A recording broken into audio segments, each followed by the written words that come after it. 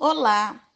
Hoje nós começamos o estudo dos capítulos 17 a 19 do livro de Êxodo. Dos versículos 2 a 4 do capítulo 17, o versículo 2 diz que o povo contendeu com Moisés. Esse vocábulo, contendeu, vem da palavra hebraica rib e é com frequência usado em contextos legais com o sentido de processar juridicamente. Longe do povo reconhecer que estavam todos na mesma situação, todos no mesmo barco. Eles queriam responsabilizar Moisés por toda a falta de conforto no deserto. A proposta de apedrejar é a execução de uma sentença judicial por traição. O veredito é uma ameaça real se Moisés não providenciasse água. No versículo 5 do capítulo 17, o povo de Israel queria um processo judicial. Deus, o justo juiz, lhes daria um. Moisés devia passar adiante do povo, tomando na mão seu bordão, acompanhado por alguns anciãos de Israel. O bordão de Deus é identificado pela sentença de juízo pronunciada contra o Egito, com que feriste o rio, tornando-o em sangue. A menção de que Moisés feriu o rio indica que Moisés, embora estivesse impopular, ainda era o indicado para representar o Senhor e guiar os israelitas. Os anciãos foram convocados como testemunhas representativas. No versículo 6 do capítulo 17, Deus diz a Moisés: estarei ali diante de ti. Uma notável declaração. O homem é que fica na presença de Deus e não Deus na presença do homem. Nesse processo jurídico, Deus toma o lugar do acusado no banco dos réus. No versículo 7 do capítulo 17, Massá quer dizer tentação, Meribá quer dizer contenda. No versículo 8 do capítulo 17, Amaleque se trata dos Amalequitas, uma tribo de beduínos que tinha sua base no sul da Palestina e que se aventurava no deserto, são descendentes de Esaú. Dos versículos 9 a 11 do capítulo 17, Josué era da tribo de Efraim.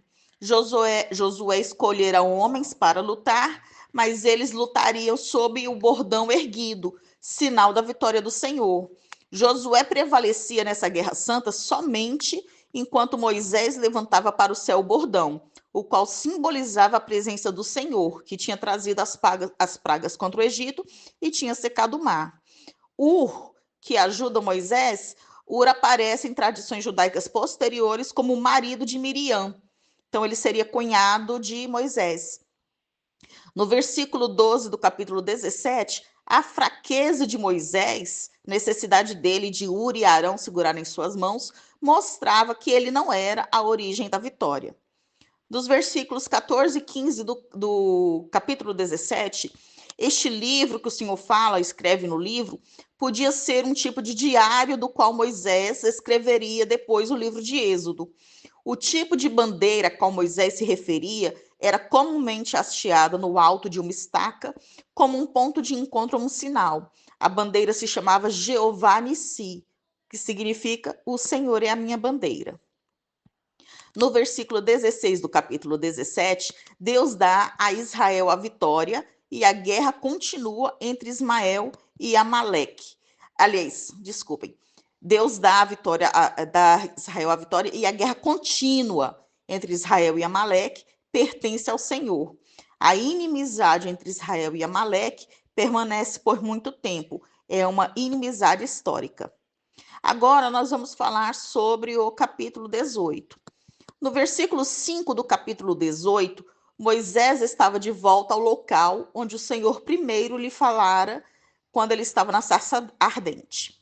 Nos versículos 6 e 7 do capítulo 18, estes detalhes apresentam Jetro e Moisés como homens de posição e dignidade. Jetro mostrou consideração ao anunciar sua vinda e Moisés mostrou consideração ao ir ao encontro de Jetro e ao curvar-se perante ele.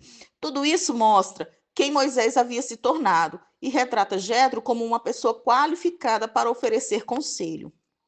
dos versículos 10 a 11 do capítulo 18, aqui pode indicar ou o começo da fé em Jetro, ou o fortalecimento dessa fé. Seja como for, Jetro ofereceu sacrifícios e compartilhou da refeição de comunhão como um líder e não como um suplicante. Versículo 12 do capítulo 18. O holocausto, como sacrifício de dedicação, vinha em primeiro. Sacrifícios pacíficos compartilhados pelos adoradores se seguiram. A oferta queimada era consumida pelo fogo e partes de sacrifícios eram queimadas, mas a maior parte era assada e comida pelas pessoas ali reunidas para adorar e celebrar. No versículo 21 do capítulo 18, quando fala, né, quando se diz para Moisés procurar homens capazes. Delegar é com frequência difícil para um líder capaz. Homens foram aqui escolhidos sobre bases morais e não intelectuais para cuidar de questões simples. Casos difíceis, talvez até sem precedentes, eram levados a Moisés. Assim é que funcionaria mais tarde o sistema jurídico. Nenhuma diferença foi estabelecida entre questões sagradas e questões seculares. A lei inteira era um dom de Deus e a obediência à mesma equivalia à obediência a Deus. Agora falemos do capítulo 19. No versículo 3 do capítulo 19, um dos motivos das 3 subidas e descidas ao monte era esclarecer visualmente a função e os privilégios singulares que Moisés tinha, que ele recebera. O povo precisava reconhecer a sua autoridade como representante de Deus e a importância de sua mensagem. No versículo 4 do capítulo 19, a menção do Senhor de ter transportado os israelitas sobre asas de águia envolvia uma comparação entre a ação do Senhor na retirada de Israel do Egito e as águias que às vezes carregavam seus filhotes sobre si mesmas.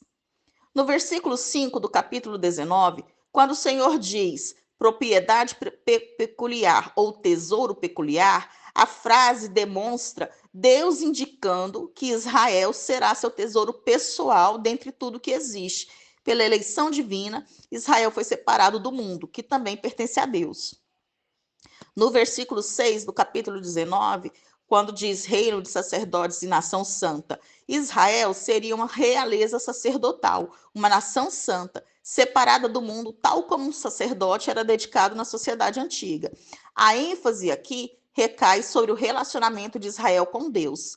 Assim como o sacerdócio em Israel era para com a nação como um todo, assim também Israel deveria ser para todas as nações. A ênfase é o relacionamento de Israel com Deus, e não sobre qualquer ministério sacerdotal às nações, mas o relacionamento entre Israel e o Senhor também dá testemunho ao mundo.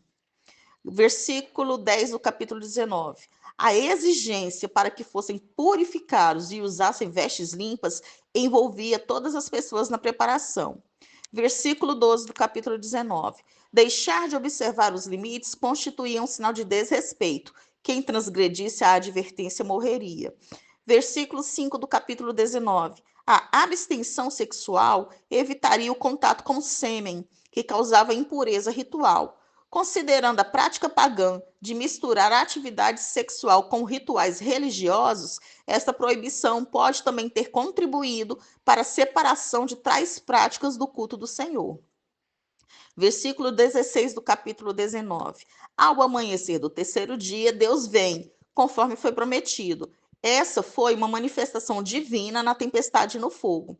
As manifestações espantosas presentes à visitação de Deus tinham vários propósitos: demonstrar a santidade, poder e transcendência de Deus, inspirar fé em Deus e firmar a autoridade do seu servo Moisés, comunicar o temor de Deus no coração das pessoas para que não pequem e conscientizar fortemente o povo de que resultará em julgamento e morte a desobediência deliberada a Deus. No versículo 21 do capítulo 19, a advertência do Senhor a Moisés para orientar o povo a não ver o Senhor sob pena de morte mostra a preocupação de Deus em proteger os israelitas e de revelar a eles sua impressionante realidade pessoal. Deus não pode ser tratado como um objeto de curiosidade, a que alguém pudesse se chegar, examinar à vontade e então ir embora sem um compromisso pessoal. Então, terminamos aqui o estudo dos capítulos 20 a 22, perdão, terminamos aqui o estudo dos capítulos 17 a 19 do livro de Êxodo.